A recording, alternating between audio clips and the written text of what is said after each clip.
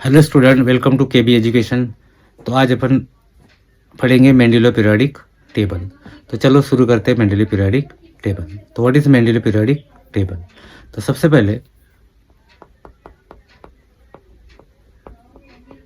मेंडेलियो he was Russian scientist.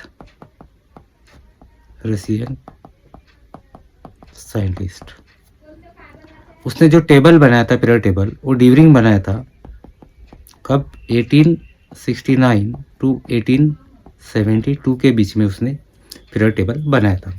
तो जब मेंडेलियो था तो उस समय अवेलेबल एलिमेंट जो थे, अवेलेबल एलिमेंट्स तो होते 63। तो उसने कंसिडर किया, क्या कंसिडर किया? Most fundamental property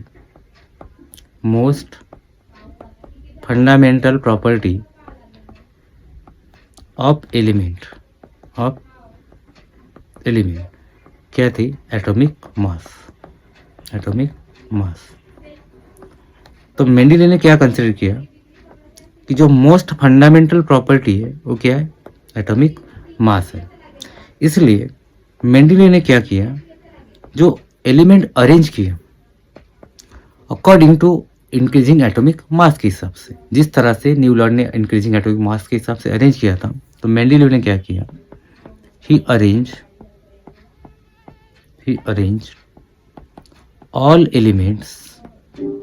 all elements in their increasing atomic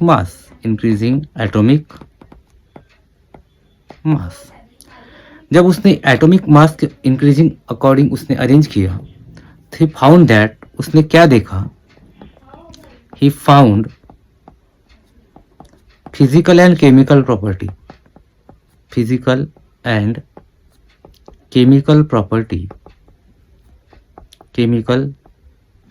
property of element repeat after definite interval।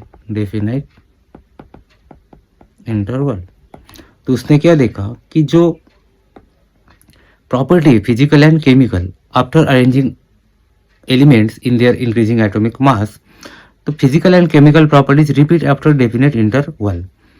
तो जब रिपीट हो रही थी प्रॉपर्टी, तो उसको क्या लगा? एक सेकेंड। तो उसने क्या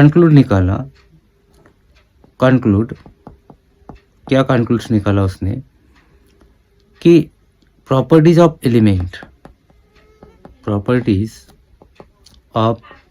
elements are periodic function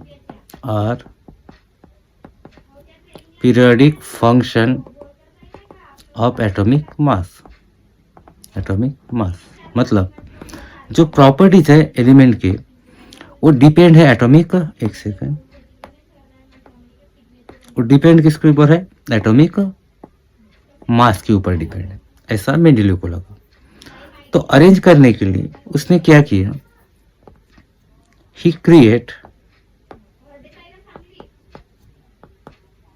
create vertical column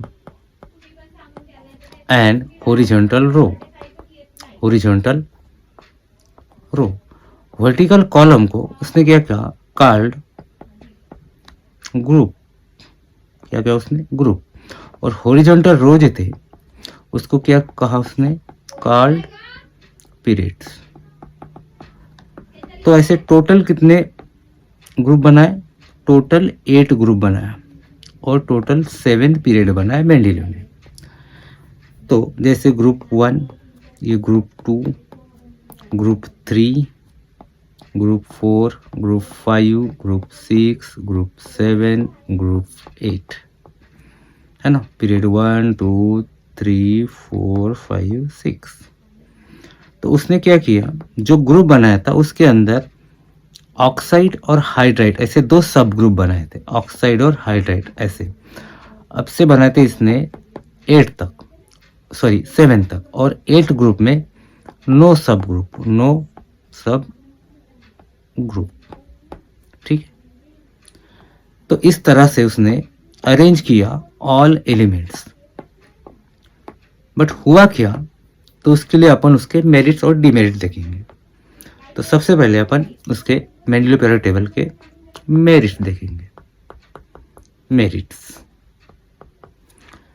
तो क्या हुआ, कुछ एलिमेंट थे जिनका एटॉमिक मास गलत डिसाइड कर दिया गया था, तो उनको रिवाइज कर दिया गया है। ठीक है, atomic mass of some element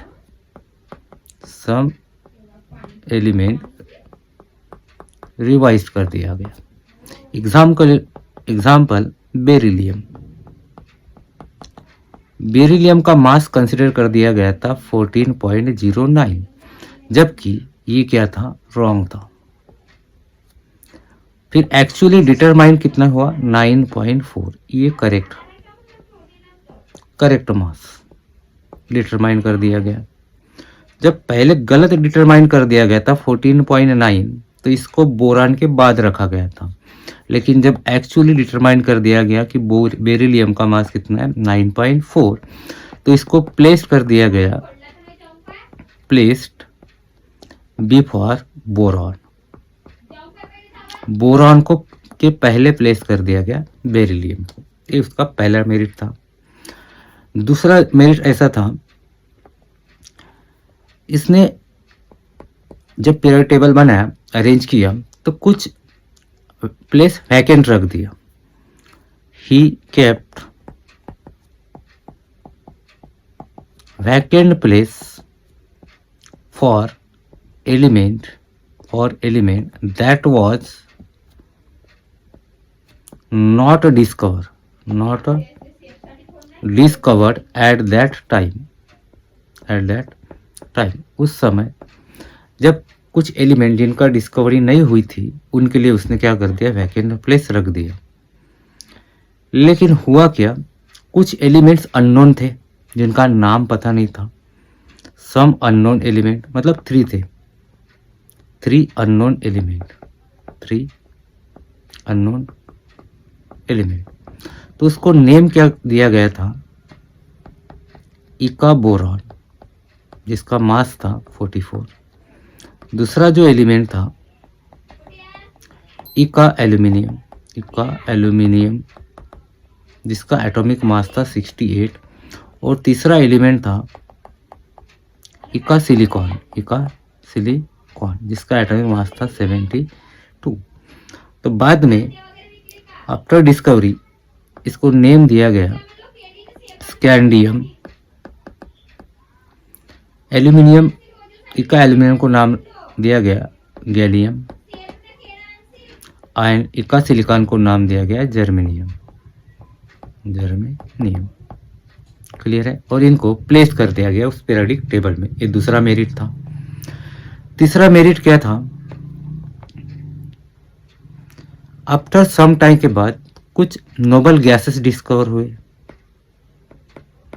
after some time discovery किसके हुई, डिस्कवरी ऑफ नोबल गैसेस। तो नोबल गैसेस जब डिस्कवर हुए, तो इनके लिए no place in Mendeleev table. जो मेंडलीव टेबल बनाया था, उसके लिए नोबल गैस के लिए कोई जगह नहीं थी, no place for noble gases. तो मेंडलीव ने क्या किया, इनको कहाँ रख दिया जाए, तो इनको कहाँ प्लेस कर दिया जाए, तो इसने क्या किया, ही क्रिएट न्यू ग्रुप। उसने पहले कितने ग्रुप बना दिए थे, 8 ग्रुप बना दिए थे। तो उसने न्यू ग्रुप बना दिया, जिसको नाम दिया उसने 0 ग्रुप। और इनको प्लेस कर दिया गया 0 ग्रुप में। जैसे यहाँ पे देखो ग्रुप बने 1 2 3 4 5 6 7 8 ग्रुप बना दिया। और जो एक एलिमेंट था, इनके लिए सेपरेट ग्रुप बना दिया 0 ग्रुप यहाँ पे। और यहाँ पे रख दिया नियॉन, आर्गन, क्रिप्टॉन, जेनॉन, यहाँ पे पूरे नोबल गैसेस रख दिया उसने। ये था उसका तीसरा मेरिट। अब इसके डीमेरिट्स देखेंगे अपन, डीमेरिट्स। तो डीमेरिट क्या था? तो पहला डीमेरिट देखेंगे, जैसे कोबाल्ट और निकेल आकर देखेंगे, तो इनका कोबाल्ट का है 58.9 और निकेल का एटॉमिक मास है 58.8, मतलब दोनों का अप्रॉक्स होल मास अगर देखें, होल मास की बात करेंगे, इज सेम है, दोनों का होल मास सेम है और प्रॉपर्टी भी सेम है, तो उसको कंफ्यूजन था, मतलब ही हैज एम्बिगिटी। एम्बिगिटी का मतलब क्या? कंफ्यूजन। कंफ्यूजन था, क्या कंफ्यूजन था कि पहले कोबाल्ट को रखा जाए या निकेल को रखा जाए, ये चैलेंज था, है ना। प्लेस देम वाज चैलेंजिंग था, ठीक है। मेंडेलीव के लिए चैलेंज बन गया था ये। अब दूसरा डिमेरिट ये था कि कुछ समय बाद डिस्कवरी हुई, किसकी? डिस्कवरी ऑफ आइसोटॉप्स की डिस्कवरी हुई।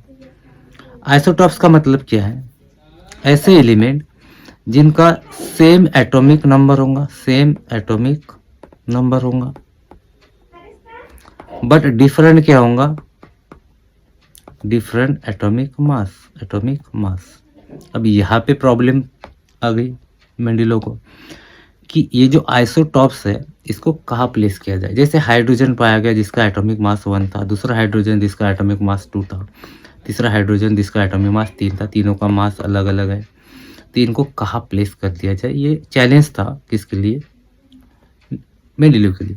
और तीसरा प्रॉब्लम था पोजीशन ऑफ हाइड्रोजन। क्यों? क्योंकि हाइड्रोजन का मॉलिक्यूलर फार्मूला है H2। अब same molecular formula halogen group का भी है, जैसे F2Cl2, तो इनका मॉलिक्यूलर फार्मूला सेम था हेलोजन की तरह। और केमिकल अगर प्रॉपर्टी देखा जाए तो अल्कली ग्रुप, जैसे सोडियम और पोटेशियम। तो चैलेंज उसके लिए ये था कि हाइड्रोजन को अल्कली ग्रुप में रखा जाए या हाइड्रोजन को हेलोजन ग्रुप में रखा जाए। तो ये थे demerits of Mendeleev periodic table. तो इस तरह से मेंडेलीव ने पीरियोडिक टेबल बनाया था। तो आई होप कि आप लोगों को समझ में आया होगा। अगर समझ में आया होगा, वीडियो अच्छा लगा होगा तो लाइक और सब्सक्राइब जरूर कीजिएगा और शेयर करना ना भूलिएगा। Thank you.